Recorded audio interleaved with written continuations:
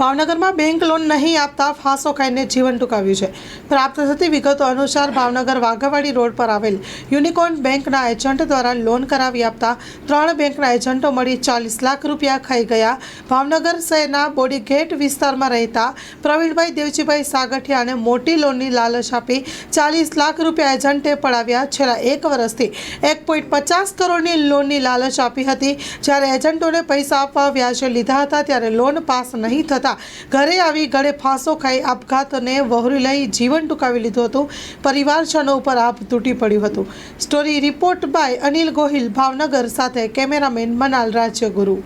પ્રવીણભાઈ, શું ઘટના બની તારા પપ્પા સાથે? મારા પપ્પાએ ગળાપો ખાધો। કયા કાગળોસર ખાધો?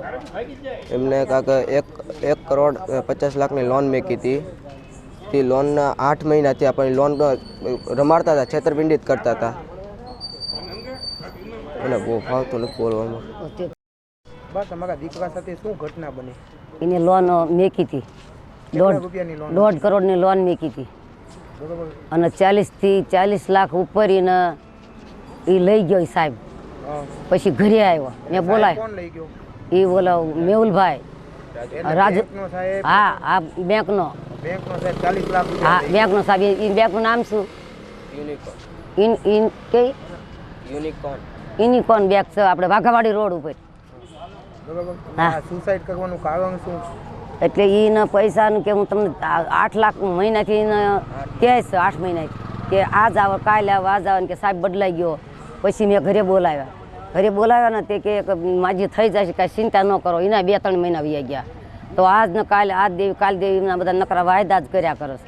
અને 40 થી ઉપર લાખ રૂપિયા લઈ ગયો એ બધાના। તે છોકરો બધે 5 થી લાવ્યો છે, 10-20% લેખે।